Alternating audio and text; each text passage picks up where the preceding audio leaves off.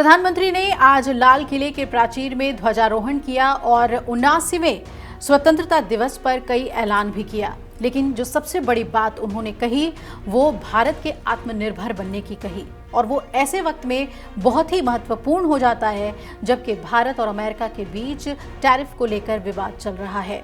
रूस से तेल खरीदने को लेकर अमेरिका ने हम पर टैरिफ लगाया, वो भी 50% का। इस पर प्रधानमंत्री ने सीधे तौर पे तो नहीं, लेकिन जो बातें उन्होंने कही वो साफ तौर पर इशारा है कि भारत टैरिफ से किस तरीके से निपटेगा। पीएम मोदी ने आज अपने भाषण में कहा कि समुद्र के भीतर के तेल के भंडार को खोजने की दिशा में एक मिशन मोड में हम अब काम करेंगे। भारत एक डीप वाटर एक्सप्लोरेशन मिशन शुरू करने जा रहा है जिसका नाम होगा समुद्र मंथन। ये ऊर्जा के क्षेत्र में आत्मनिर्भर बनने के लिए हमारी सबसे अहम घोषणा है। पीएम ने यह भी कहा कि आज दुनिया क्रिटिकल मिनरल को लेकर सतर्क हो गया है। हमारे लिए भी क्रिटिकल मिनरल्स में आत्मनिर्भरता जरूरी है। रक्षा, तकनीक आदि क्षेत्रों में क्रिटिकल मिनरल्स की काफी बड़ी भूमिका है और इसलिए नेशनल क्रिटिकल मिशन हमने लॉन्च किया है। 1200 से ज्यादा स्थानों पर खोज का अभियान चल रहा है। हम क्रिटिकल मिनरल्स की दिशा में आत्मनिर्भर बनने की ओर बढ़ रहे हैं। पीएम मोदी ने लाल किला में अपने भाषण में ये भी कहा कि हम ऊर्जा जरूरतों के लिए कई देशों पर निर्भर हैं। हमें लाखों करोड़ों खर्च करके पेट्रोल, डीजल, गैस दूसरे देशों से लेना पड़ता है। हमने बीड़ा उठाया और 11 सालों में सोलर एनर्जी बढ़ चुकी है। हम नए नए डैम बना रहे हैं ताकि हाइड्रो पावर का विस्तार हो और क्लीन एनर्जी हमें मिले। भारत मिशन ग्रीन हाइड्रोजन लेकर आज हजारों करोड़ निवेश कर रहा है। परमाणु ऊर्जा में 10 नए परमाणु रिएक्टर काम कर रहे हैं।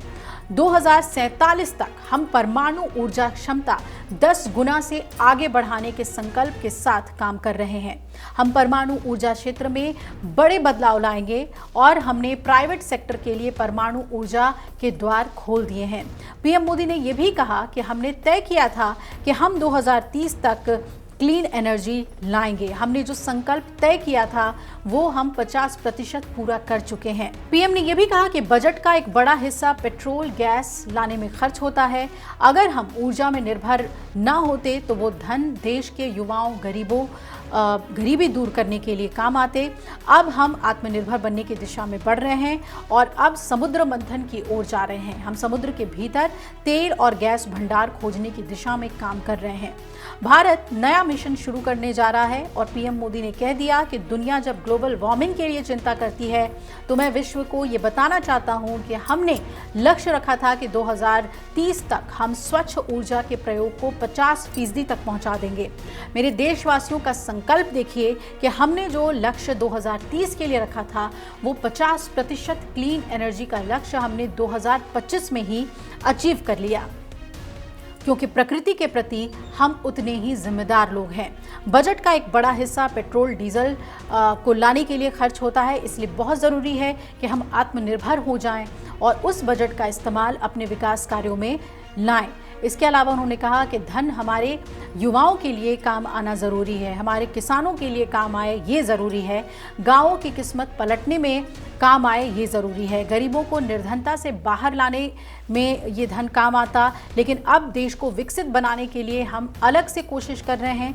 पीएम मोदी ने कहा कि हम समुद्र के भीतर से तेल का भंडार खोजेंगे और इसे एक मिशन मोड पर हम काम करेंगे। भारत के किसान, भारत के मछुआरे, भारत के पशुपालक, उनसे जुड़ी किसी भी अहितकारी नीति के आगे मोदी दीवार बन के खड़ा है। भारत एक डीप वाटर एक्सप्लोरेशन मिशन शुरू करेगा और ये ऊर्जा के लिए हमें आत्मनिर्भर बनाने के लिए काफ़ी होगा। क्रिटिकल मिनरल्स को लेकर हम पूरी तरीके से सजग हैं और क्रिटिकल मिनरल्स पर हम बहुत ज़्यादा डिपेंडेंट हैं, क्योंकि रक्षा और तकनीक में इसकी सबसे ज़्यादा ज़रूरत हमें पड़ने वाली है। नेशनल क्रिटिकल मिशन हमने लॉन्च किया है।